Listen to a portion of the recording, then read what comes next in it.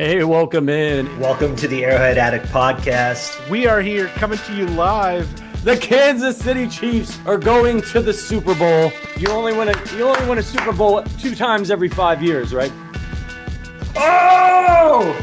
The warm-up act is over. Let's bring in Melissa Etheridge, massive Chiefs fan. Melissa. Super Bowl champion, 2-time Pro Bowler, and Trent Green. Trent Green, how you doing? Hey, what's going on, guys? And he picked it up! He picked it up! He's gonna score!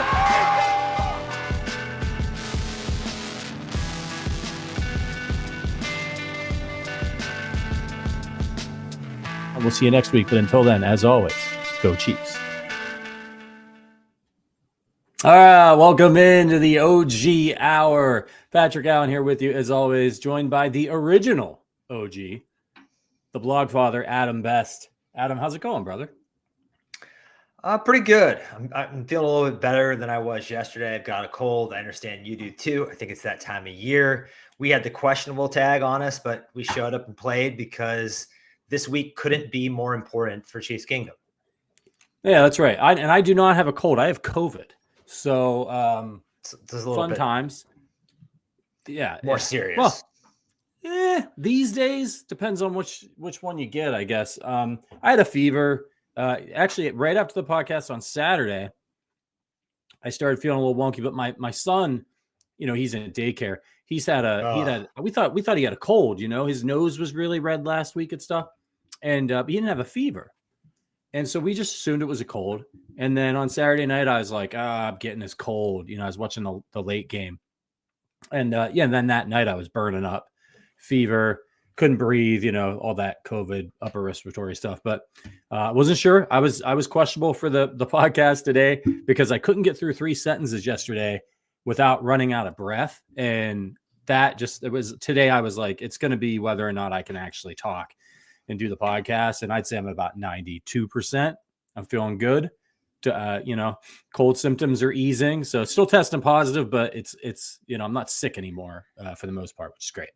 Hey, breath control is a big thing. Anybody who is a hip hop head and listens to a lot of rap knows that if you're talking a lot, if you're singing, if you're rapping, you got to be able to control your breath or you're just doomed. Yeah. I was in a meetings yesterday, trying to do a little bit of work, couldn't get some sentences out. So, but I feel much better today. I'm very thankful. I'm glad that I got it. It was like my body knew. It was like, all right, we're going to get COVID. Waited until after the podcast, the Chiefs game. Immediately sickness kicked in and just my immune system took care of it. Just like the Chiefs are going to take care of the Bills on Sunday, right before I had to do the Thursday pod. So I'm really grateful. And this is the AFC Championship game. So we'll talk about the injury report a little bit later, but you and me, same thing. This is, if it was week 5, maybe we're taking the week off and we're inactive for the game, but it's the AFC Championship game, baby. You got to be ready to go. You got to wonder if all the conspiracy talk and all the haters coming at us, maybe that zonked our immune systems, just putting up with all that riffraff, that nonsense. I was fighting a good fight on Twitter. If you follow me on Twitter, @Patrick Allen, I just can't help it. It's been driving me nuts all season. I did a monologue about it on the show a couple weeks ago, just trying to point out how completely preposterous the whole conspiracy, thing is. And it's just getting worse. It's like that game just made it, rise to a fever pitch. And I'm sure there'll be some call in this game if the Chiefs win where everybody, Chiefs. It's just such a preposterous thing. And it's frustrating, I guess, as a fan. There's a very good argument to say, hey, tune those clowns out. Like it's no big deal. Just ignore them and enjoy the winning. But I like to engage and talk about sports, even with people that I don't agree with or fans from other teams and this podcast and stuff. So I get frustrated when every time I read any piece of Chiefs content, anything like, Patrick Mahomes could throw for 7 touchdowns in a game or something. And the first comment would be, yeah, but the refs. And it's like, not only is it obnoxious, false, it also just kind of takes away from this really incredible run that the Chiefs are going on. And I don't know. I wasn't a Patriots fan during the Patriots dynasty. And I guess, sorry to go on a mini monologue here, but I guess I don't understand why these days, if like somebody doesn't like something, it's like it's not true or it's a conspiracy, right? Or it's somebody else's fault. It's not like when I was watching the Patriots dynasty, I have no problem. You should be sick of the Chiefs if you're not a Chiefs fan. There is like, if you care about your team, you should be like, these fucking guys, I'm so sick of them. I want to see them lose. I get it. I was that way with the Warriors. I was that way with the Patriots. But I was never like, the league is rigged for the Patriots. Like, never did my brain go to, like, we all probably joked about, like, oh, God forbid you touch Tom Brady, you know, the Bernard Pollard rule and all that stuff. But, like, I never actually, like, I didn't actually think that the NFL was rigging it for the Patriots. And there, it's not, this isn't just like people mad about calls. There are probably thousands upon thousands of people who legitimately think the NFL is rigged for the Chiefs.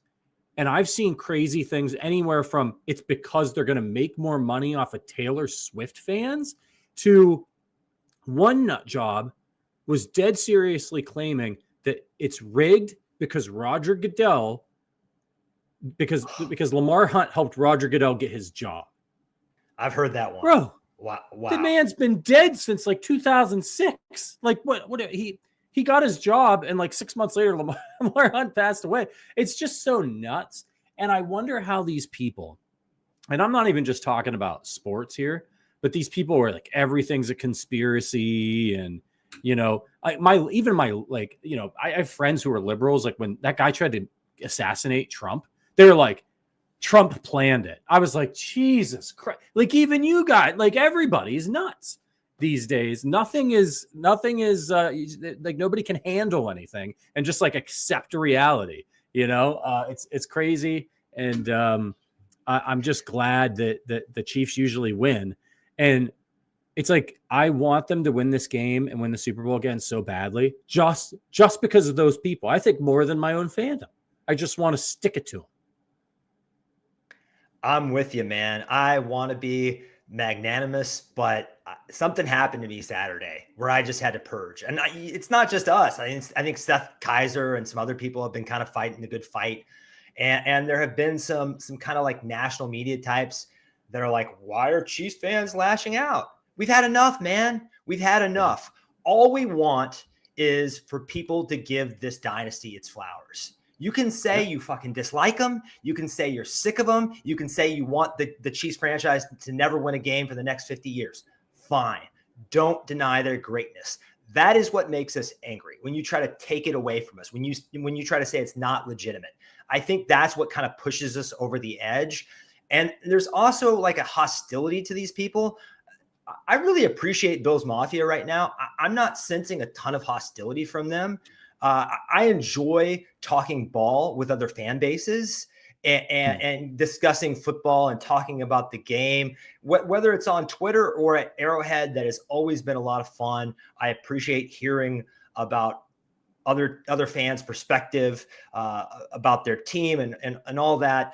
But there's just an undercurrent of nastiness from the Chiefs haters right now towards Chiefs fans. I mean, we're just people watching the game like you guys are, trying to talk about our favorite team like you guys are. I don't know when we develop this personal vendetta, you know, I think it's just gone too far. It's gone too far. Yeah. And like I said yesterday, I think it behooves a lot of people in media to kind of side against the Chiefs because you're pandering to 31 fan bases, not the one. I also think social media runs negative, especially Twitter. And I think, and like the YouTube comment section, you're encouraged to kind of take a negative stance. Those kind of things draw bigger reactions. So my other kind of hot take about this is the Chiefs are more popular than people realize, especially with young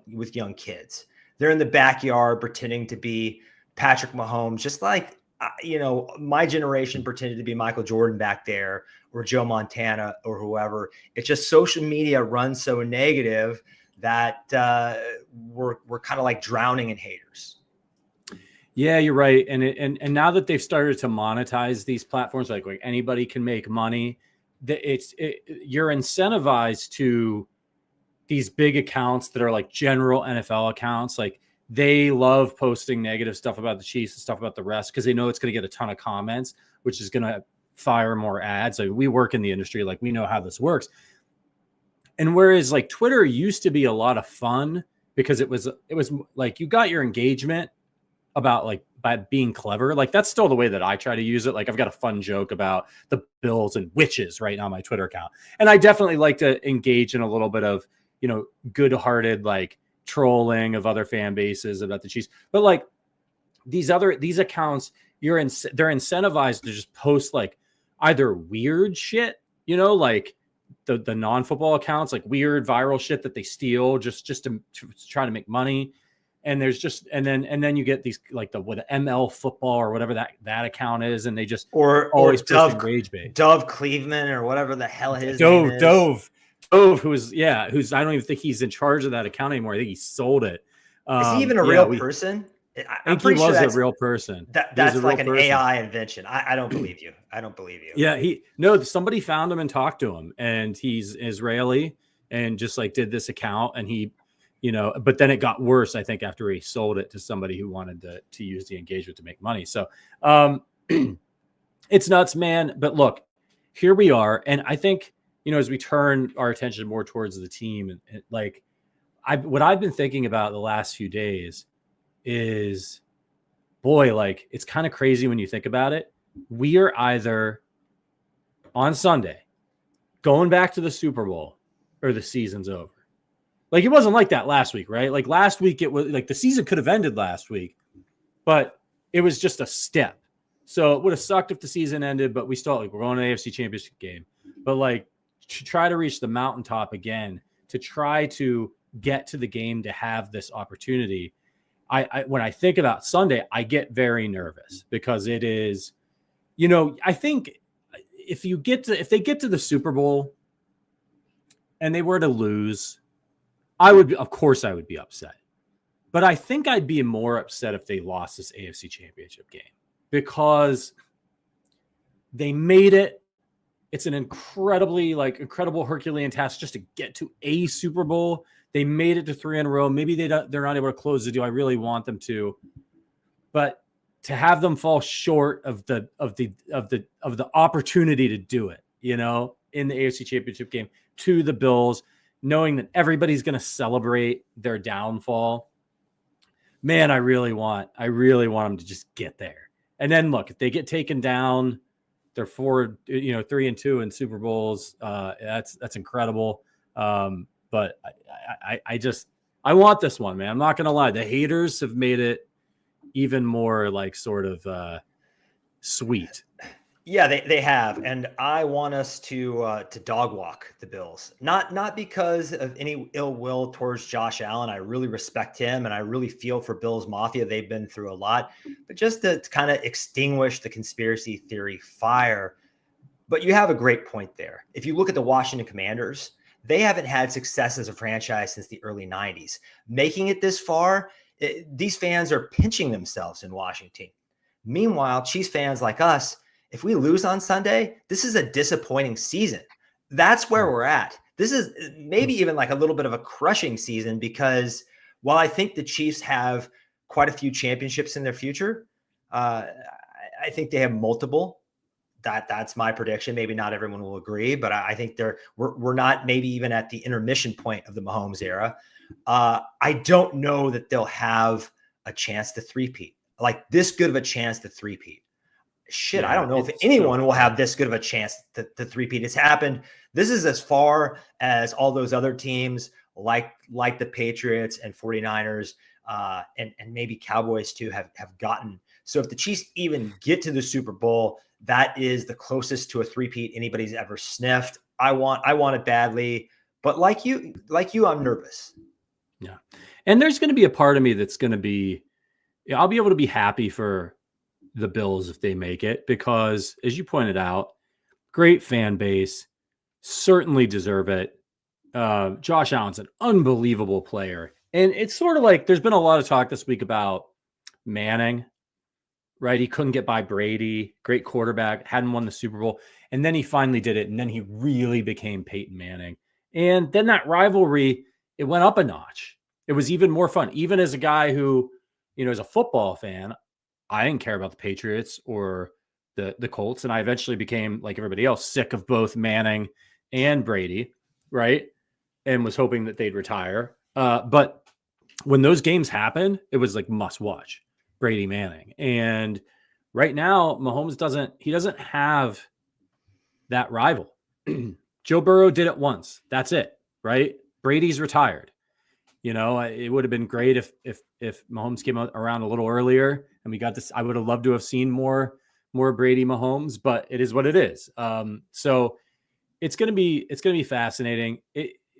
I think it'll be easier to take a loss now because we've won so much. I remember before the Chiefs won a Super Bowl, I was like, oh man, like if we ever just won one Super Bowl, I'd be so happy for the rest of my life. Like, and I used to get really annoyed at teams that won, even like didn't win Super Bowls, but like were in the playoffs every year. Like my friends who were Steelers fans, and they'd be like, yeah, we lost the AFC Championship game. And I was like, you spoiled assholes. You know how much I'd give to be in the AFC Championship game? And so, it's funny being on the other side of it, but I do think it lessens it once you've been to the mountaintop, that you're like, if you lose, you're like, okay, like I can handle this, especially after winning 3. It won't sting as badly as even the Tampa Bay loss for me, I don't think. You say that, and it has definitely chilled me Right. out during the regular season. I think the big sea change for most Chiefs fans has been previously pre-Mahomes, even if they were up like kind of late in the fourth quarter, I'm thinking they're going to find a way to screw this up. Now they can be down 10 with like 7 minutes left, and I'm like, I never believe they're going to lose until it's like 0-0-0 on the clock, on the scoreboard. I never think they're going to lose. And that's been a pretty dramatic shift. But you're right. The team, the franchise's legacy is cemented. Mahomes' legacy is cemented. Same with Andy and Spags and Chris and Travis, and the list goes on and on. But I think we recognize that this just isn't our turn. A lot of franchises are going to have their turn. The Seattle Seahawks had their brief turn. You see a lot of those different things. This is our chance to be the team of the century, maybe in all American sports. Because if you think back to Michael Jordan, I'm hearing this comparison a lot. And you were talking about, well, maybe Josh Allen's going to be Peyton Manning. Well, Patrick Mahomes has the chance to do what Michael Jordan did and make sure there is no Peyton Manning. They're just Patrick Ewing and Reggie Miller and Clyde Drexler and Karl Malone. And, they're just a bunch of guys who aspire to the throne, but never really get there. So I think there's that too. But I looked into it, and this stat blows my mind. How old do you think Michael Jordan was when he won his first championship? When he made his first NBA Finals, actually, was he 26? He was 28, man. And by the age of 28, I know they're different sports, but by the age of 28. Mahomes has 3 Lombardis and 4 Super Bowl appearances. So this is really unprecedented. I don't know if it's more like LeBron. I think it's even, he just got a head start on, I think, anybody we've ever seen in American sports. And it's just a special opportunity. And I think we realize that. And, I think we all just want it very badly. Yeah, it's incredible. And I'll say this, if they win the Super Bowl, they're the greatest team of all time, period. They're the greatest football team of all time. Nobody's ever done it. It's unbelievable to go back to back and then to win 15 games and win the Super Bowl. I was arguing with a Bills fan or a he was I think he was a Patriots fan on Twitter, and he was like, the Patriots are the greatest team ever because of their dynasty. They won. He's like, until the Chiefs win 6, you can't call them the greatest team ever. And I was trying to explain to him that, in my opinion, that as a team, the Patriots, that run of winning was dynastic, but like it was two dynasties. It was two teams, right? The Chiefs team, the one that's gone back to back, is not the same team that won the Super Bowl in 2019. So like when I say the greatest team ever, I'm talking about the last 2 years and this year. But even then, at least the mainstays from 2019, Kelce and Spags and Chris Jones and Andy and Mahomes, at least the nucleus, Harrison Butker, at least the nucleus is still here. For the Patriots, when they won like 12 years later, I guess it was, when was the first one? 2001? Yeah. 2002?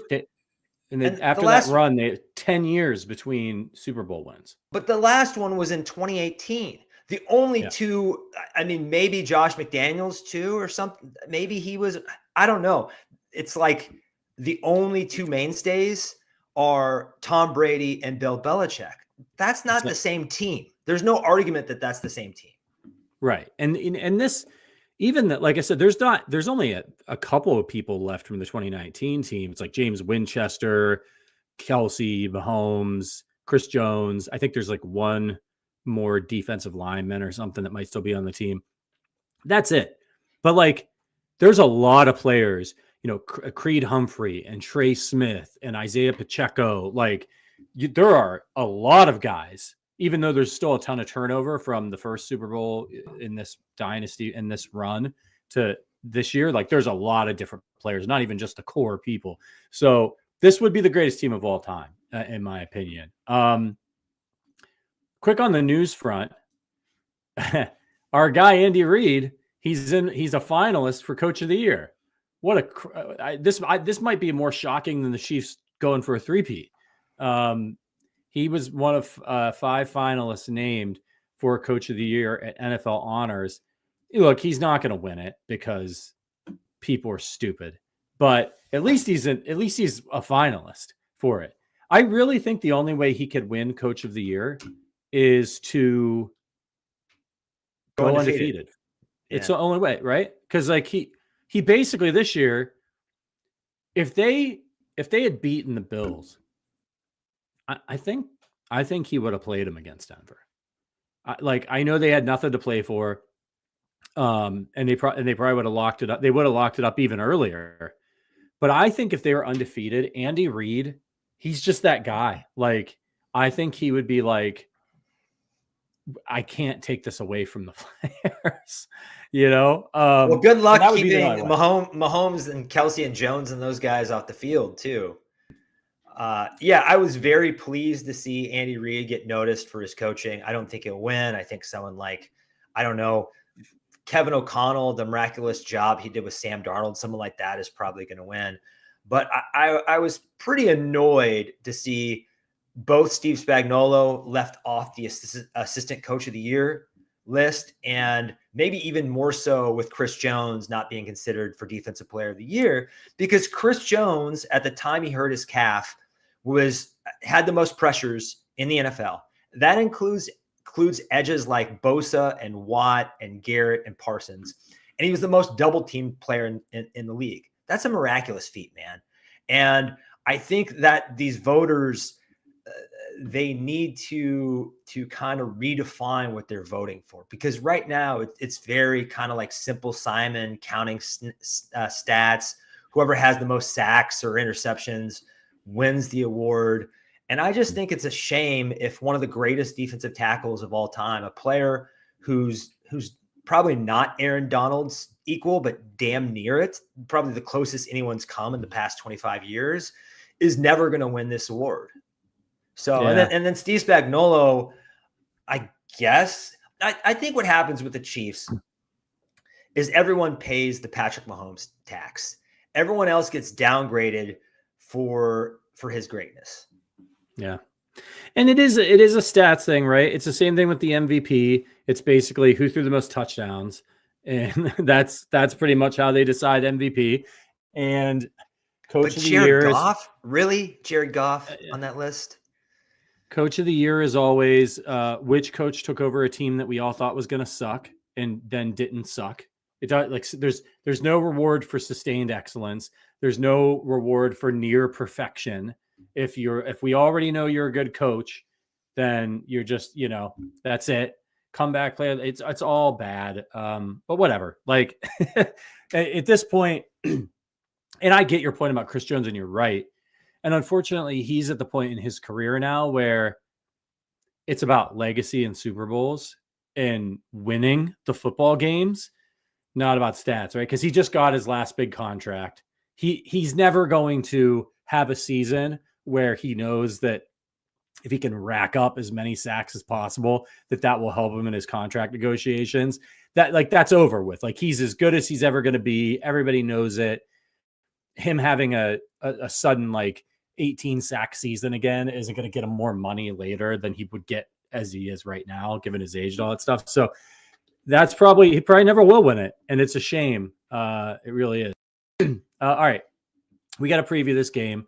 Before we do, I got to let you know that Underdog is the place to play if you're a sports fan looking to win money while watching sports. With over 5 million happy players and 2 billion won, Underdog makes it fun and easy to cash in on all your favorite athletes' performances. Compete against other players just by selecting higher or lower with 2 or more player stats, and you could win up to 1,000 times your money. So turn every touchdown into a win with Underdog. It's the best place to cash in on all your football takes this football season, which is rapidly coming to an end. Which player is going to go off? Which are going to be ice cold? Just make your entries with a few taps and turn your sports opinions into real money. Just download the app today and use our code Arrowhead Addict. That's all one word, to get up to $1,000 in bonus cash instantly. Again, that's our code. Great way to support the show. Arrowhead Addict, all one word, to get up to $1,000 in bonus cash instantly. Must be 18 plus, 19 plus in Alabama, Nebraska, 19 plus in Colorado for some games, 21 plus in Massachusetts, Arizona, present in the state where Underdog Fantasy operates. Terms apply. Vote in Colorado. Consider by your play. Call 1-800-GAMBLER. Visit www.ncbgambling.org. Arizona, 1-800-NEXT-STEP, 1-800-639-8783, or text NEXT-STEP to 53342. In New York, call the 24/7 HOPE line, 1-877-8-HOPE New York, or text HOPE New York to 467-369. I might have given Sterling a run for his money on that one, and I've got COVID lung. Yeah, you've got it so down that everything kind of blends into each other. It's really You have really you have to. I don't know if producer Richard was running the clock for me. I know he does it for Sterling, but I might have to go back, and luckily this is on tape, because I think that's the closest I've ever come. I think Sterling's record's 16 seconds for a guy who could barely breathe yesterday. That's flu game stuff, man. I didn't expect. I think that's the best one I've ever done. Maybe it's like a brain thing. I wasn't expecting to do well. You didn't have any hiccups, but I think maybe you were just loose, no expectations, no pressure. That's right. And you just ripped it, man. Yeah, I was you did the Jaden Daniels, man. You just came in and you're just feeling it. No pressure. That's how I feel about that dude. He has nothing to lose. He's just YOLOing it every game out there, and he's been incredible. I had the money line on Saturday. Did you? I did. Yeah, I just had a feeling, man. Are you going to take him over the Eagles? I'm on. I mean, I'm not going to take him over the Chiefs, but Jalen Hurts he looks like a liability back there right now. So I would be worried. I mean, definitely don't want to look past the Bills, but I think everyone needs to take this Commanders team as a serious Super Bowl threat, because this guy is as hot and as loose and is feeling himself about as much as a quarterback possibly could. And even kind of average teams with quarterbacks on heaters have made a Super Bowl. Or this reminds me a lot of how Joe Burrow and the Bengals were playing when they were really feeling themselves 3 years ago or so. Yeah, it's gonna be interesting. I'd much rather play the Commanders than the Eagles. Well, sure. Eagles, they have a great defense. They've been there before, a lot of them, even though Hurts has been struggling. I think it'd be more fun. It'd be interesting to have a rookie going up, maybe the next great quarterback going up against Mahomes, and sort of see how that plays. But also, good Lord, give me Steve Spagnuolo versus a rookie playing in his first Super Bowl with less than stellar weapons. Steve Spagnuolo will YOLO those balls right into Brian Cook's hands, I think. So give me that's a great way for his run to end. That's like the big boss at the end of Castlevania or Mega Man or whatever is Steve Spagnuolo for quarterbacks. Yeah, absolutely. All right, let's get into this game. We'll set the table for you. It's Chiefs 1.5 on DraftKings. I've seen them as -2 on ESPN Bet. Over-unders 47.5 in this one. As far as the injury report, oh, good. The Thursday injury report's out. So the Chiefs only have 4 guys on the injury report: Mike Caliendo, Patrick Mahomes with his ankle, Juwan Taylor, and Jalen Watson. They've all been full participants all week long, unless some sort of freak thing happens in the walkthrough tomorrow, which is unlikely at this point. Chiefs are probably going to be fine. Other thing that could happen is somebody has maybe a late illness. But guys usually they just pump them so full of steroids and IVs, they're able to play. The Bills are a little bit more banged up. So the big one here is Taylor Rapp, their free safety, who's been fantastic for them. He's been a DNP Wednesday and Thursday. Now, normally, during the regular season, kind of like we alluded to earlier, he's probably not going to play. Maybe he's limited Friday. This is the AFC Championship game. If he's hurt, even if he is a DNP on Friday, normally if you're a DNP on Friday, you don't play. He'll play. If he feels good enough to play on Sunday, he could be doubtful for this game. And if he shows up on Sunday and is not going to be a liability, they'll put him out there. So I don't think he's going to play. I don't think he's. You don't think he's playing? He was carted off. He's got a hip thing. He's not practicing today. And also, I don't think Cole Bishop is as good as him yet. But Cole Bishop was picked in the 2nd round out of Utah. He's a good rookie. I think they feel comfortable enough with him that they're not going to put a diminished Taylor Rapp out there. He's the one that it seems like there's a lot of pessimism around just digging into it this afternoon. Sounds like the other guys are gonna play. Yeah, Christian Benford, the cornerback, has a concussion, but he's been limited the last 2 days. So he's going through the steps. Now, look, concussions are tricky, and that's one where he can't go out there and play if he doesn't pass the tests. But usually when a guy is practicing coming off that concussion, they're almost always limited if they're practicing at all. And if they are early in the week, they usually turn the corner and play. But sometimes guys can have setbacks. We wish him the best. We don't want him not out there because his concussion is bad. That's for sure. So, but he's been limited, and everybody else, like you said, Taron Johnson, he was a full participant on Wednesday, limited today with a neck and shoulder. That could have just been like a rest thing, but maybe he had a little bit of setback. They're going to be careful with guys, during the week like this. And then Matt Milano, he has a bicep and a hamstring, limited both days. I'm guessing that they're just kind of taking care of him. Hamstring's tricky though, because he could go out there and play, but I wouldn't be shocked if he goes in and out during the game or has a problem with that hamstring. We all know how that is a problem. And if he's slowed even a little bit, the guy's so incredible, an outside linebacker for them, that would be a huge break for the Chiefs. Yeah, let's see how he runs. Last week, he kind of tweaked his hamstring. I doubt he's going to be 100 this week. And it's funny, all these injuries except for Taylor Rapp happened super late in the game. Christian Benford got concussed on the freaking onside kick, right? And then Taron Johnson came down real hard on his shoulder when he was defending Isaiah Likely. And shoulders are the kind of things where, if you think back to CeeDee Lamb this season, you can try to play through those things, but if you land on your shoulder again during a game, you might be done for that game. So I wish neither of them any harm, but I would make Matt Milano try to run, and I would see if Taron Johnson could tackle. That's for sure.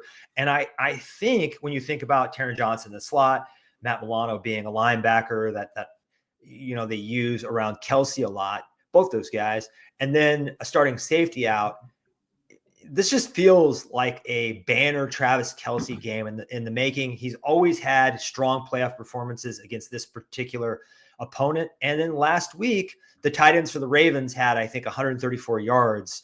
So things are looking good for number 87. Yeah, it's going to be interesting with this line, Chiefs -1.5. What do you think of that? Do you think that's right on?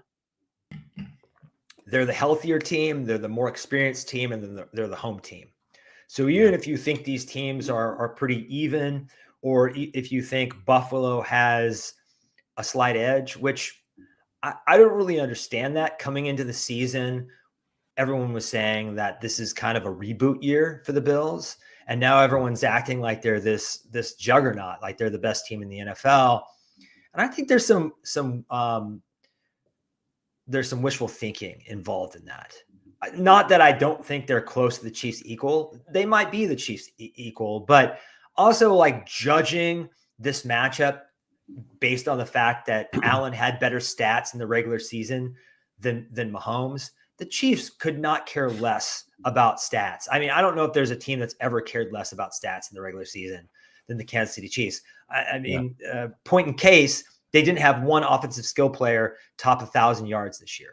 That is not usually what happens with these strong teams. I mean, even look at Saquon Barkley trying to get his or whatever. You know, I feel like Lamar Jackson's still trying to compile for sure. So I'm kind of filibustering here because I am very nervous and I'm trying to talk myself into not being nervous, but I'm about an 8. But I will say this to Chiefs fans. I think the previous 2 years I've been more nervous. And last year's back-to-back championship solidified the Chiefs as a dynasty. Everyone has had to concede that the Chiefs are a dynasty. And now that we've got that accomplishment for the franchise, I think a loss would go down a little easier because they can't deny what the Chiefs have done. The Chiefs are now part of history. Teams that win a few Super Bowls, like with some space in between, like the Steelers or whoever, they don't really become one of these teams that gets remembered 40 years down the road. But we still talk about the 80s 49ers, don't we? We still talk about the 90s Cowboys because they were true dynasties. And that's what I wanted for these Chiefs for like 30 years from now. You know, when your son is our age, people are going to still be talking about this team. That's what they've already accomplished. So anything from here on out is a cherry on top. So you think that the Bills that you know, in this game, as far as who has the most to gain, it's Allen, not Mahomes? Man, I think so. You just got to put yourself in the head of Josh Allen. He thinks that if it wasn't for Patrick Mahomes, he would be the face of the league. He would be the guy stacking up trophies, doesn't have an MVP, doesn't have a Super Bowl appearance. Even Lamar has an MVP. Even Burrow has a Super Bowl appearance. I think he is probably about as hungry as a player can be. And I think that team and that city is very hungry. But the Chiefs are, this is one of the things that makes dynasties for a team that has had that much success. I don't think their motivation has dipped much, if at all. So, but yeah, I think the Bills are desperate to get the monkey off their back. Is that kind of how you're looking at things? You know, coming into the show, I was thinking, yeah, like, look, I mean, Mahomes doesn't have anything to prove. And because Mahomes doesn't have anything to prove, he doesn't have as much to gain as Josh Allen, where Josh Allen's got the monkey on his back, right? But I'm actually going to go with Mahomes. And the reason is because of the three-peat. What he has to gain, what Josh Allen has to gain is legitimacy, you know, removing any doubts about him and his first shot at a Super Bowl. What Patrick Mahomes has to gain is immortality. This entire team has the chance to gain immortality and to do something that no team has ever done before. There have been dynasties, like just talking about the Chiefs now, right? You mentioned the 90s Cowboys, and that's the Chiefs. These Chiefs are a good approximation to teams like that. Not even the Patriots and Tom Brady and their 6 Super Bowls or the Steel Curtain. None of those guys can say we went back to back to back. And so for Patrick Mahomes, like as far as like value goes, right? Like we're talking about Josh Allen is in a contest to win $1,000 and Patrick Mahomes is in a contest to win $1 million. And that's the way I'm looking at it. So I would say that Mahomes has the most to gain because by winning this right now, he's halfway to Brady. right, and Super Bowls, but he lost one to him, which people are always going to use against him. So he's got to do something else, to try to get into that. If he really wants to get into that greatest of all time conversation, having something that Brady doesn't will certainly do that. And so I think that if he completed the three-peat and then he won, like, say, one more, and he was at 5 and Brady was at 6. Brady's at 7. Brady's at 7. 7. That's right. Brady's at 7. Patriots are at 6. Brady's at 7. But even still, I think if Mahomes got to 5, depending on how the stats shake out and the longevity and stuff, I still think you could make an argument for him over Brady at that point. If he gets the three-peat. I don't think Brady got number 4 until he was 37. So he would be in a really good position to keep chasing Tom if they were to win. I think that's a very interesting way to look at this. And when you said immortality, I got goosebumps. I'm not going to lie. Yeah. It's fascinating. So you mentioned earlier you were trying not to be nervous, but you are nervous. How nervous are you as a fan for this matchup? But we want to know from you guys in the chat too. Let us know. How nervous are you?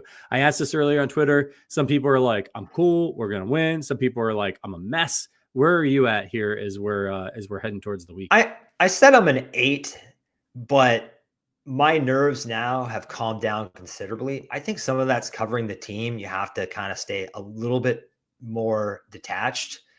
And then some of that is like I said, we're a dynasty. So it's not going to be as crushing. We still have accomplished a lot if this doesn't work out.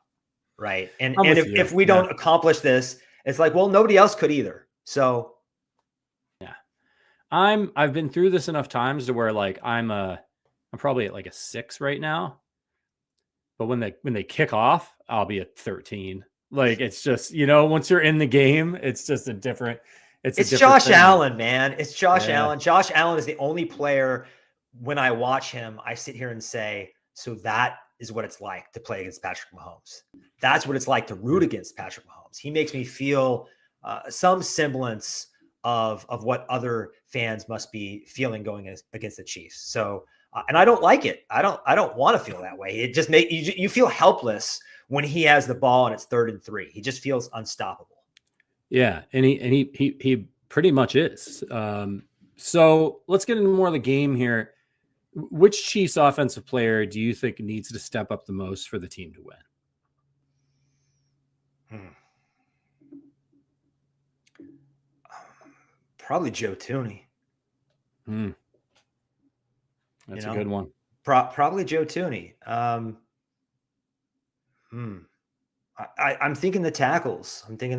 I'd also like to see more. I think they're going to need DeAndre Hopkins to show up this week. Definitely more than he did last week. But I think this Chiefs offense, usually when it struggles most, is when its tackles are getting exploited.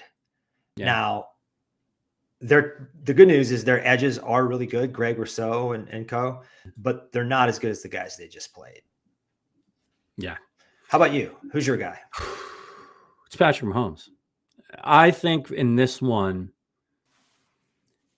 Josh Allen is playing so well right now that this is a game where Patrick Mahomes, as great as he is, he can't afford to make mistakes, right? In the chat, someone says, don't throw a lazy interception on the first possession and we are fine. That's what, right? First possession of the game against the Bills, Xavier Worthy goes for, I think they handed off, they went for 7 yards or something. And then Patrick threw a bad interception. They can't afford that, right? Even though they got a pick later and capitalized on it with points from Allen, like, Josh Allen's been too good. He's been taking too good to carry the football. Now, look, anything can happen. Jalen Hurts fumbles in the Super Bowl for a scoop and score, right? We don't know what's going to happen, but we can't help this team. Their offense is too good, and they're too difficult to stop. Mahomes he's got to be perfect, I think, in this game. He has to be brilliant. He has to do all the things, and we can't have these drives where we come out. If you go back and you look at the last time these two teams played, there were a bunch of 3 and outs that the Chiefs had. They also had some 80-yard drives, and they were able to move the ball against this defense. We can't have that. If he's going to take a deep shot on 3rd and 3 from like the Chiefs 40, damn well better hit it. He better not overthrow him because they need to score every time they get the ball. I think if they score every time they get the ball, they've got a really good shot to win, but it's going to be hard. And it all comes down to him. Like, other players obviously need to do their parts, but I think that they're, even Kelce at this point, like, they're all role players. If they try to take away Kelce, Mahomes they'll have opportunities for Worthy and for Hollywood and for the running backs. But the common denominator is Patrick Mahomes, and he's so good that he's often able to overcome a mistake here or there. He's got to go out there to prove he's still the top dog in the NFL on this one. I think that's all well put. The Chiefs need to look at this as a game where they cannot turn the ball over. The Bills haven't had I don't think they've had a turnover. I don't think either offense has had a turnover since they last faced, weirdly enough. And the Bills only have 8 turnovers offensively in 19 games, which is unreal. If you think back about the early days of Josh Allen, we talked about this yesterday, chaotic Josh. Is that guy gone? I made the comparison that it's like Bruce Banner when he refuses to be the Hulk anymore.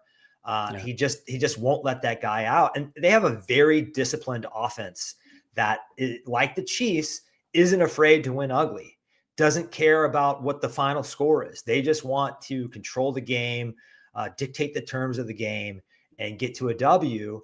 So I'm with you. Patrick Mahomes has to play perfect. I think the big difference between the last occasion in the regular season, and this is the difference every year between when the Bills play in the regular season and when the Bills play the Chiefs in the postseason, is Patrick Mahomes is going to use his legs. He is going to throw caution into the wind with his legs in a way that he just doesn't do during the regular season. So I think there is a little bit of room for Patrick Mahomes to level up. Josh Allen, I mean, he had that 40-yard crazy run that basically won the game for them. There is no room for him to level up as a runner. So maybe that's a little feather in our cap. Yeah, I'm with you, man. All right, what about on the defensive side of the ball? Who needs to step up for the Chiefs to win? I'm going to go 2 guys because they were missing last time. Jalen Watson at CB2 and Charles Omenihu as one of our starting edges. If those guys can come in and we get something somewhat resembling the best of Jalen Watson, 80% of Jalen Watson, 90% of Jalen Watson, and we get Charles Omenihu, like the kind of strip sack monster we've seen in the playoffs over these years. We get those 2 guys. I think Buffalo's offense is going to have a harder time with the Chiefs. And if the secondary plays up to its potential and the pass rush is really getting after Josh Allen, I think it's going to be hard for Josh Allen, because who's Josh Allen's go-to guy, Patrick? I don't know who it is. Does he even know who it is? It's Shakir. When he's passing, Shakir seems to be his go-to guy, but he's done a nice job of spreading it around. But I think that the big thing is, for me, it's himself at the end of the day. When he drops back there in 3rd and 8 or less, he's going to take off. And my defensive player, I don't know who it is. I think we really miss Willie Gay Jr. in a game about like Leo. This. Leo spied on Lamar Jackson in week 1. Yeah, if they do it with Leo, I think Spags might do a combination of guys, because he might want to try to confuse Allen. So Leo, I wouldn't be surprised if he brings your best friend Justin Reed down into the box and tries to have him go down there. But to me, that's it, right? It's for the Chiefs on defense. It's 3rd down. Can they get off the field? And it really comes down to Josh Allen running. Can they stop him enough times? Can they come up with a plan to stop him from running enough times? Because really, like, the only people that, and this is all due respect to everybody offensively on the Bills, but the only people on the Bills that scare me are Josh Allen and James Cook. James Cook is explosive. And so if they can stop, and I think they can handle I think they can match the personnel really well if they want to play man. So what are you going to do about Josh Allen running? What's the plan? Is a lot of times with Spags, I feel like the plan is when he takes on an explosive offense is, I don't care if you get yards. Yeah, I'll do some men, but don't break. And then we're going to get you in the red area and we're going to stop you and we're going to hold you to a field goal. The problem with this Bills team, much like when you play the Ravens, is when they get down there with Josh Allen, they score every time, touchdown, because these guys run and you can't stop them. So that's what makes me nervous. So maybe it's, I guess, I don't know, man. I'll go with Leo. If they spy him with Leo, it's got to be Leo. He's got to anticipate where Allen's going to go and cut him off at the pass. He's the guy with the freakish blend of size and strength and speed to kind of match up, brute force with Josh Allen.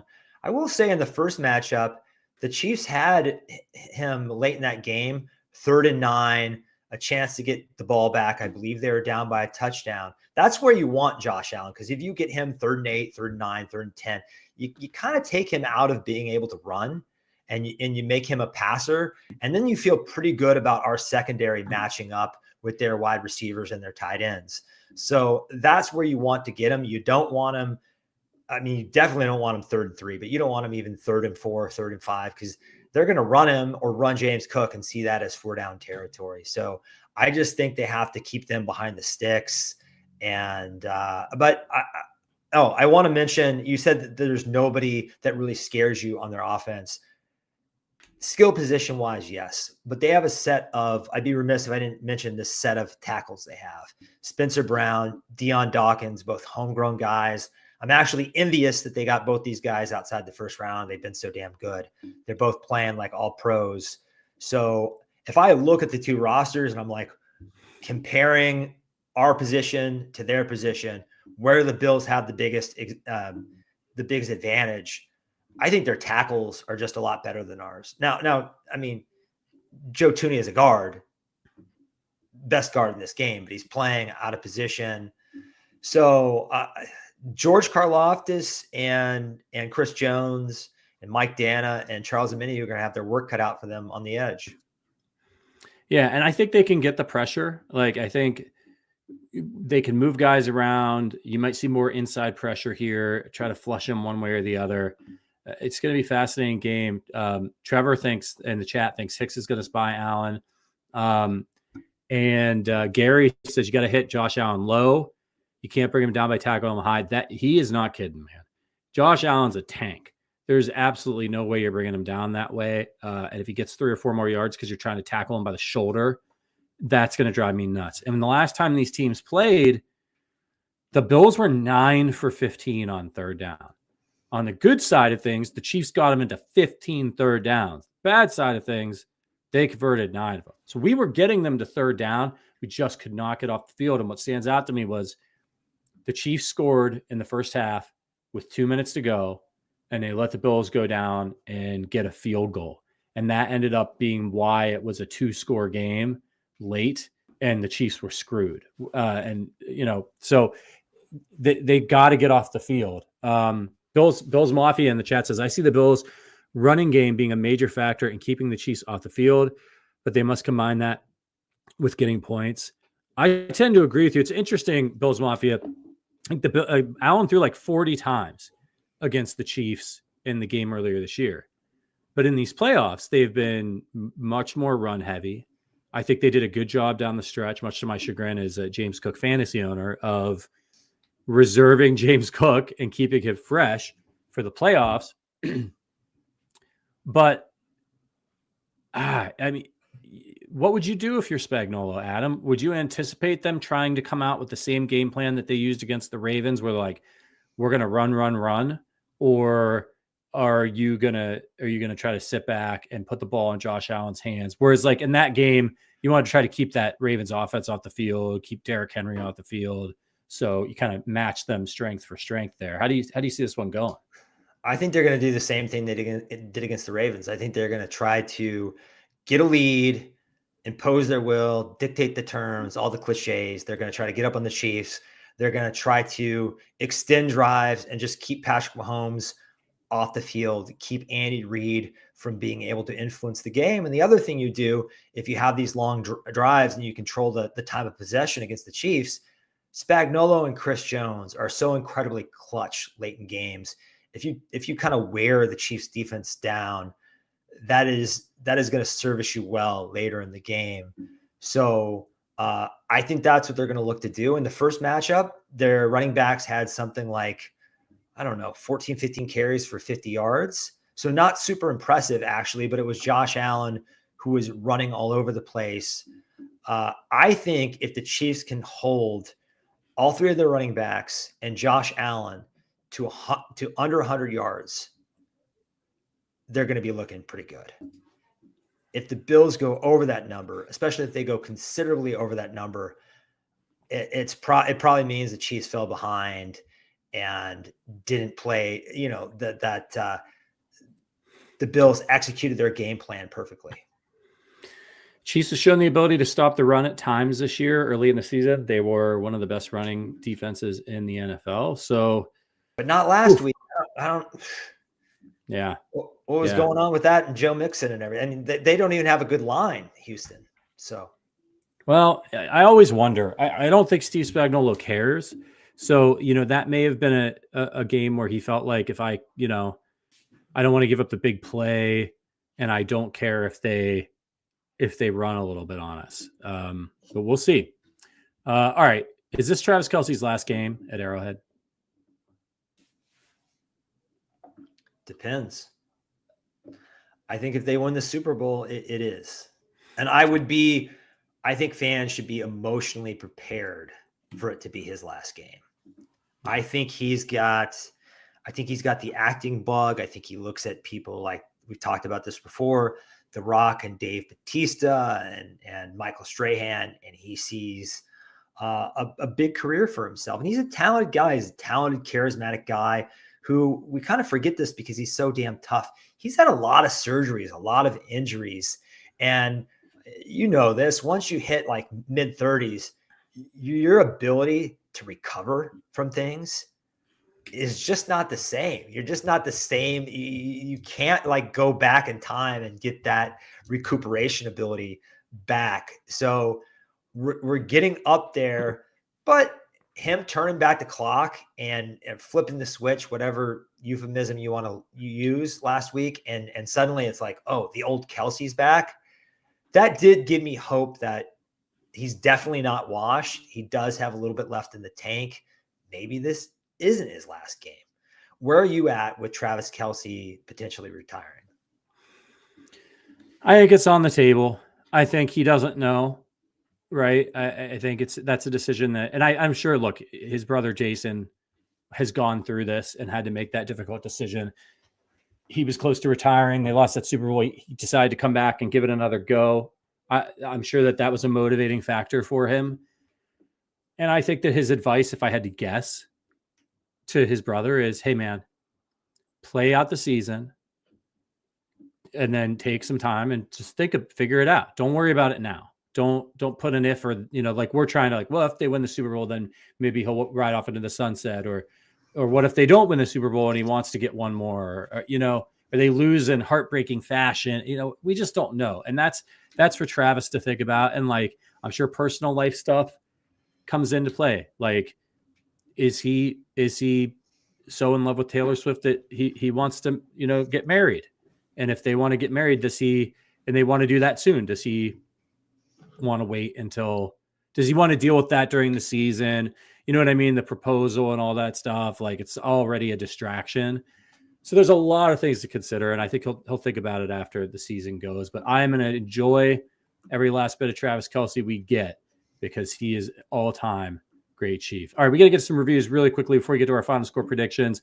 If you guys leave us a 5-star review on Apple Podcasts, we'll read it here on the show. We are trying to get to 400 reviews on Apple Podcasts before the end of the season. You guys have been amazing.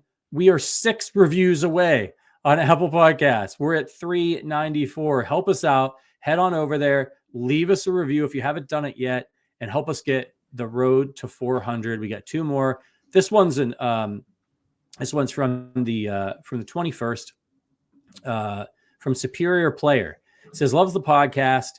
listened for 2 years now, and they definitely know their stuff. Question, though, how will the Chiefs handle Allen's rushing this week? Also, should Tooney be the permanent left tackle?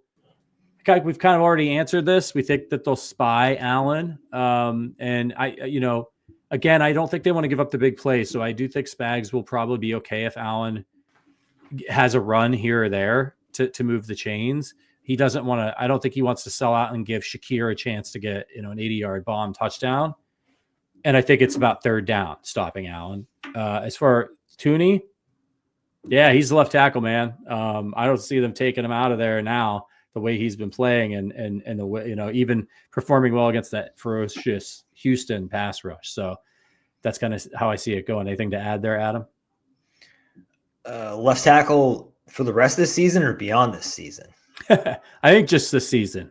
Okay. Right? Yeah, he's the left tackle for the rest of the season. I think DJ Humphrey is your emergency left tackle, and Wanya Morris is probably your emergency right tackle. He's played as poor as he's played at left tackle. He actually looked kind of good at right tackle in very limited action this year.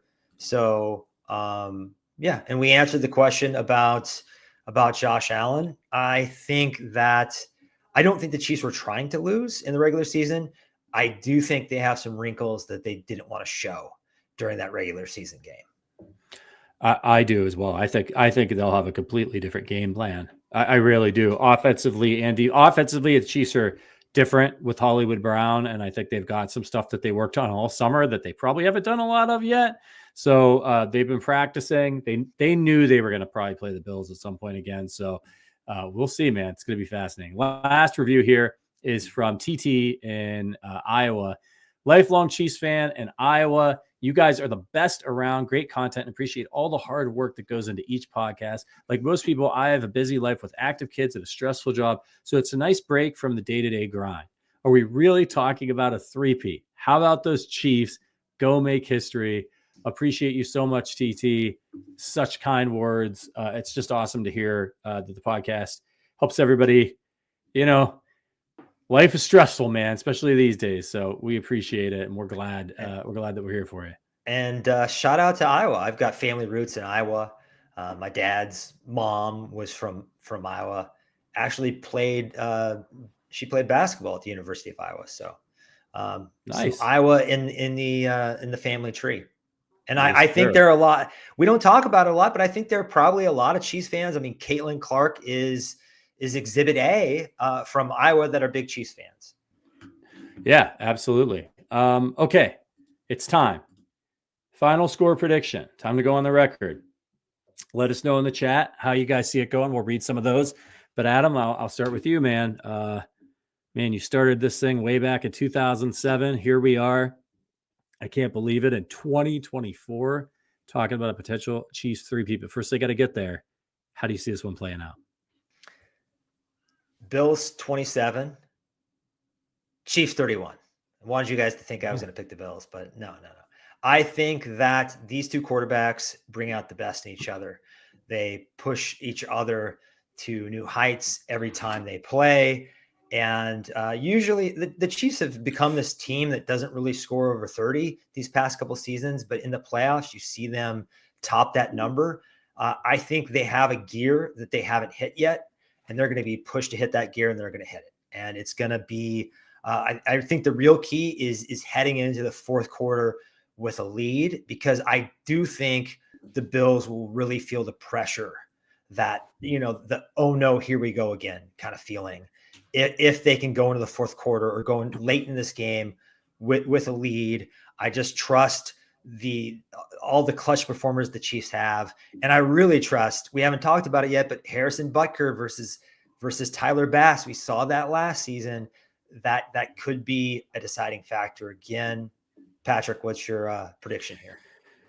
Well, I'm going to get someone to the chat first. Dan Kendrick says 31-21 Chiefs. Sean Browning, 31-24 Chiefs. Our guy, Bill's Mafia, appreciate you, by the way, for stopping by, watching our show, and contributing in a non-asshole way to the discussion. That's not always the case when opposing fans show up. So appreciate you, and hell of a season for you guys. It says 21-14 Buffalo Bills. Lego My Ego says 36-12 Chiefs get the W. Wow, I hope you're right on that. That'd be a nice stress-free AFC Championship game. Keith says 27-24 us. I'm assuming he's Chiefs. Yeah, of course, Keith. Yeah, it's Keith. Jalen Butler 21-31 Kansas City. Gary says Chiefs 24-23. Bills Mafia says you guys have a great objective show. It's refreshing. Appreciate you, man. Yeah, we appreciate that. We try. We have, well, obviously rivalries. We have a little bit of fun with it, but you guys have a hell of a team, man. You really do. And there's another Bills fan I haven't seen in a little bit here who comes by and watches our show and even super chats us sometime. Axon Jackson, I hope you're listening, buddy. Good to see you back in the AFC Championship game again. Trevor Rogan says 31-24. Keith says he thinks it goes to OT. I wouldn't be surprised. God, my heart can't take it. I'm going to go. I don't think that this is going to be a Chiefs score a lot of points game. I just don't. We just haven't been that team all year, and it's the AFC Championship game. There's a feeling out part. So I think it's a little bit lower scoring than a lot of people are going to think here. I'm going to go Chiefs 21, Bills 20. And I think the Chiefs don't cover that 1.5 point spread. I just think, look, I can't bet against the Chiefs. I just can't. They've done such amazing things that it's just insane to bet against them. They're just such good big game team with Mahomes. And I think I really believe this. I think the Bills have had a better, they've clearly had a better season than the Chiefs of football. I know the Chiefs had a better record, but they beat the Chiefs in the regular season. The Bills have looked like a more dominant team throughout the course of the year. Of course, Chiefs are dealing with some injuries to key players, and particularly bad tackle play. But when I think about the advantages that the Chiefs have in this one, there are 3 huge advantages. One is the coaching advantage. With all due respect to Sean McDermott, Andy Reid and Steve Spagnuolo are just on a different level. They just are. And their coordinator. Oh, sorry. Go ahead. That's okay. I was just going to say they usually have something up their sleeve that surprises people. Yeah, and I was just going to add that their coordinators, Bobby Bakich is in his first year, and Joe Brady, I think, was interim last year, but they're both in their first year. I think they're good, but these are not the coaches you want to go to war with. The Kansas City coaching staff has as much continuity as you will ever find. So I agree. It's a big advantage. It's not a guarantee. Nothing's a guarantee, but it is a big advantage. I'm not giving the Chiefs a major quarterback advantage here. Obviously, Patrick Mahomes has won more than Josh Allen, but both these guys are incredible. If they both play well, it's going to have to come down to other things. I think they can match each other punch for punch. So coaching, obviously, the second one is home field advantage for the Chiefs. They're at Arrowhead. Just like the Chiefs, had to go and go into Buffalo and deal with that, a tough environment. Bills were favored in that game. Chiefs are favored in this one.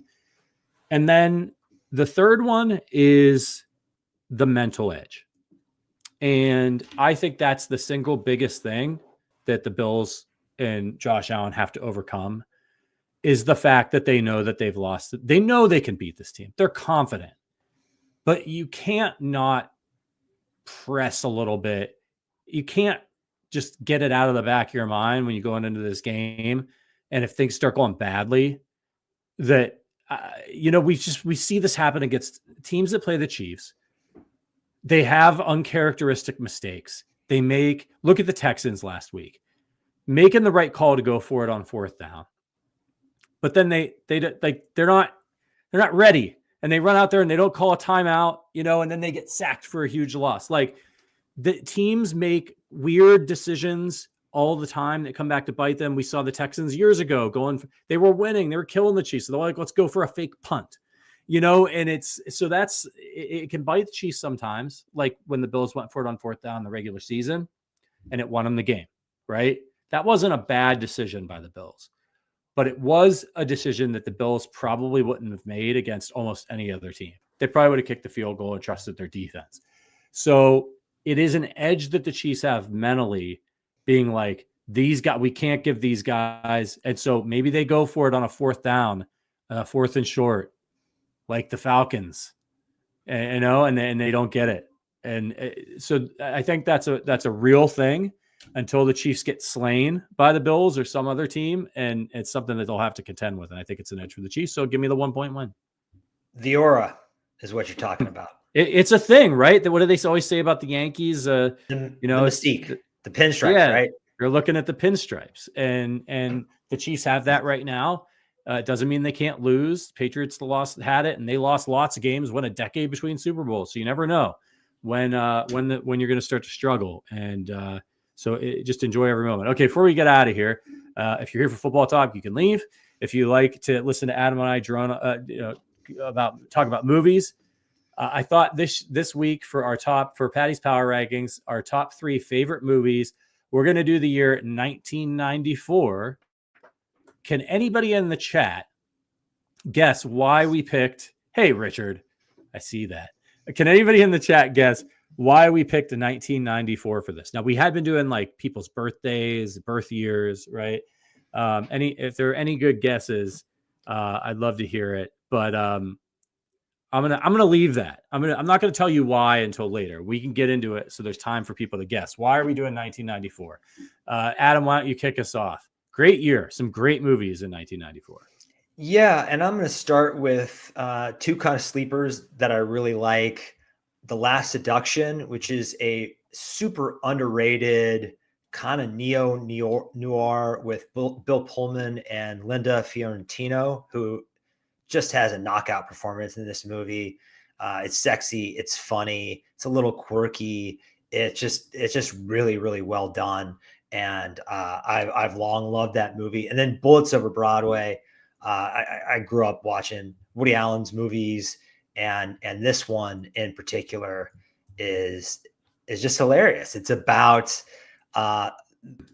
you have roots in the theater yourself. It's about a play basically being produced by the mob on the condition that the mob boss's girlfriend gets a starring part, and she's an atrocious actress, and it drives everybody out of their mind that they have this like hit play that's being sunk by this actress that is terrible, but they can't do anything about it.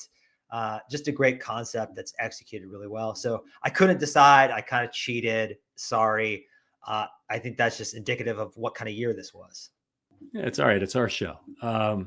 So Keith got the closest. He's guessing why we did it. Jalen said Chris Jones' birth year. Keith said AFC Championship game with Montana. I didn't even think of that, but the reason I picked it, I'll be honest, is because that was the last time the Buffalo Bills made a Super Bowl. So I thought it would be fun, a little troll to do 1994. All right. But back to the movies. For me, I'm going to look, there were some good ones. I usually like to include a horror movie if I can. And I'm including, for number 3 for me, with all due respect to Interview with the Vampire, which is a really fun film, Wes Craven's New Nightmare. So this isn't a hugely popular movie among people outside of the fandom of Nightmare on Elm Street, but it's a hugely consequential movie and was really ahead of its time. Everybody remembers like the horror movie from the 90s, the Scream, and it was famed for the way it was very meta and took on the genre. And Wes Craven directed that movie, but Wes Craven did not write that movie. Okay. He was not the writer of that script, but he did write the script for Wes Craven's New Nightmare, which came out before Scream in 1994. And if you're not familiar with the film, it is about the actors who were in the original Nightmare on Elm Street as them playing themselves. And it sets up the idea that they were just movies and they're living their lives in LA. And there's this earthquake. And the woman who played Nancy, Heather Langenkamp, in the first Nightmare on Elm Street, starts having she has a stalker calling her. And it's a guy pretending to be Freddy.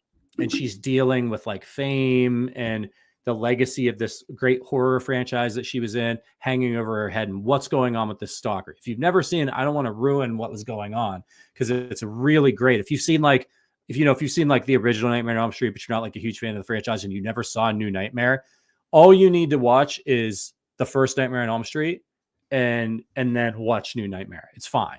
And it's so fantastic, but it was like pre-Scream meta, like, oh, these movies were just movies. It's such a brilliant idea to take what he originally created, then it got in the hands of other people and it got more and more campy and farther away from what he actually created.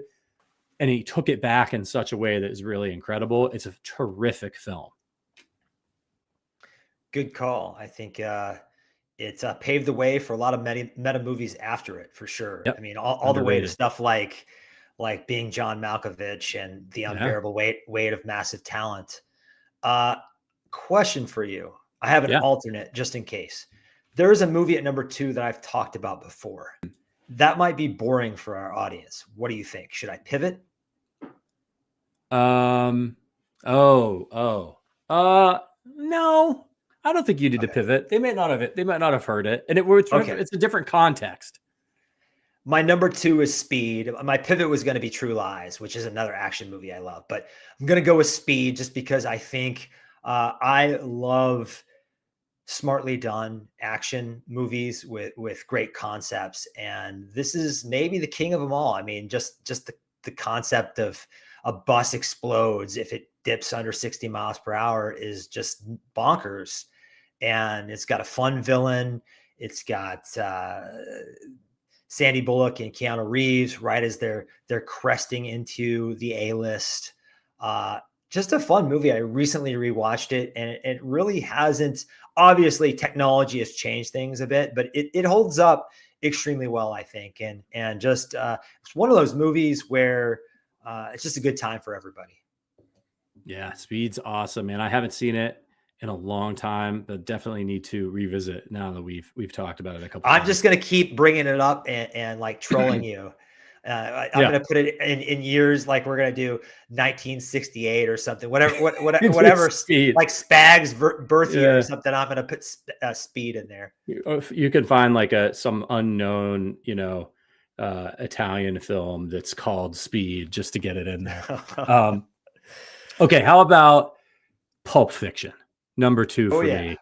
The first time I saw this movie, I don't know that I didn't get it, but I just didn't dig it quite as much. I thought I was really into it. It's very watchable, like all of Tarantino's films are.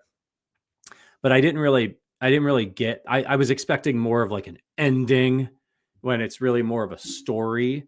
And now I appreciate it so much. My introduction to Tarantino. By the way, I saw somebody in the chat. Lego said Reservoir Dogs. I believe that came out in '92. That's one of my favorite movies of all time. To this day, I have the whole Madonna speech memorized. I can do it word for word at any given time. Pulp Fiction is just an unbelievable film. It's peak Tarantino.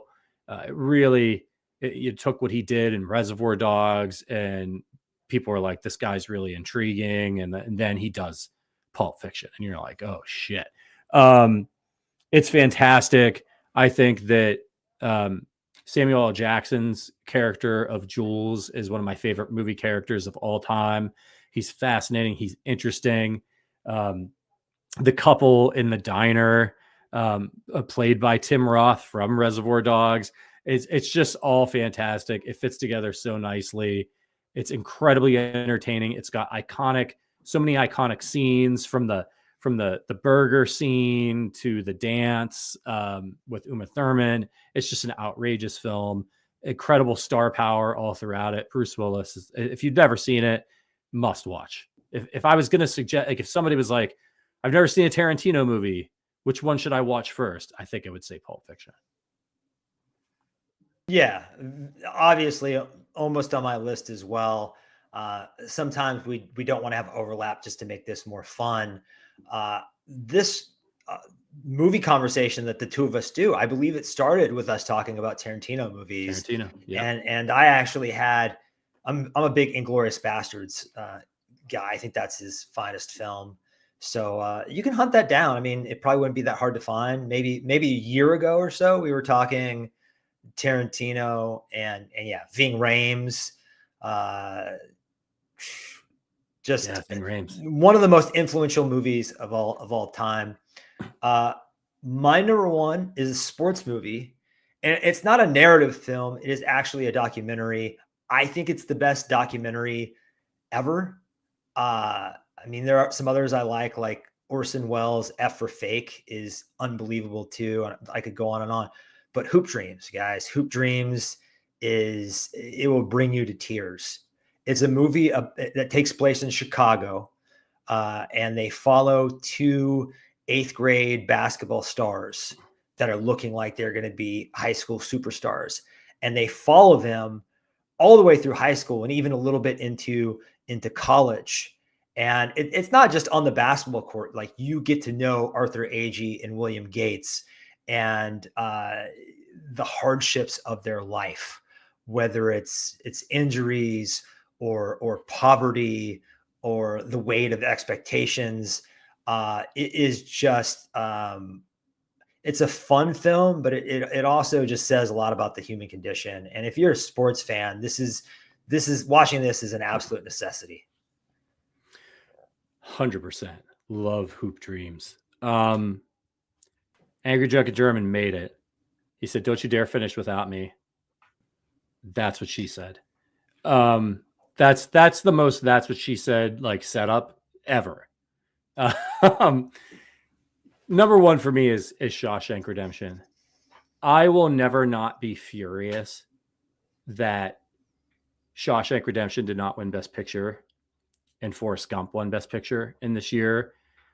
I don't think Forrest Gump is a bad movie. I like Forrest Gump, but I think Shawshank Redemption is twice the film that Forrest Gump is. It is, in my opinion, one of the few perfect movies. There is not a moment of Shawshank Redemption that is boring or unwatchable. Like, it's just incredible.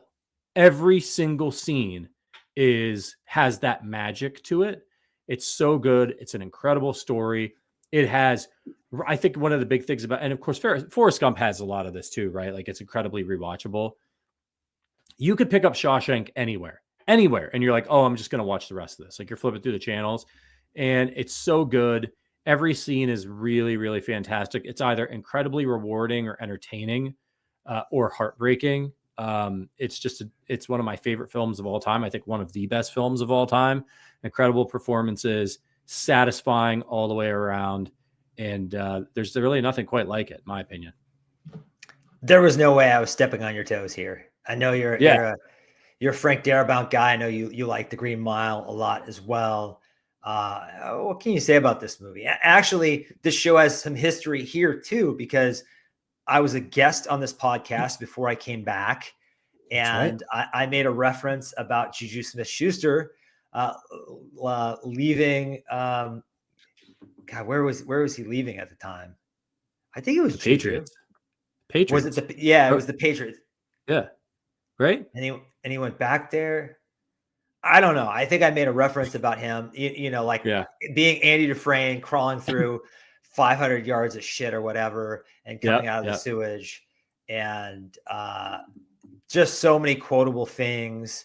The Morgan Freeman voiceover, it just hits different than any other voiceover from anybody else ever. I mean, $1 Million Baby, I don't think that should have won Best Picture, right?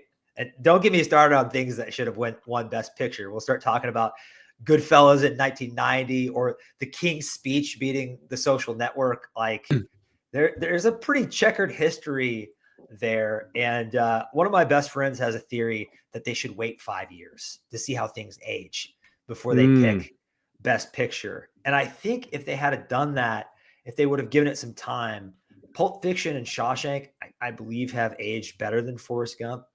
But subjective, right? It is subjective, and it's a lot of fun, and you still get the film, even if the film doesn't get the trophy. All right, everybody, we're going to get out of here. Long show as always, but we got to talk movies.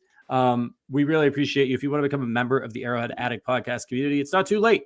check out the link in the description. We'd love to see you in the private members-only Discord during the AFC Championship game. We'll be back here on Sunday with our regular slate of shows, the pregame show, the postgame show.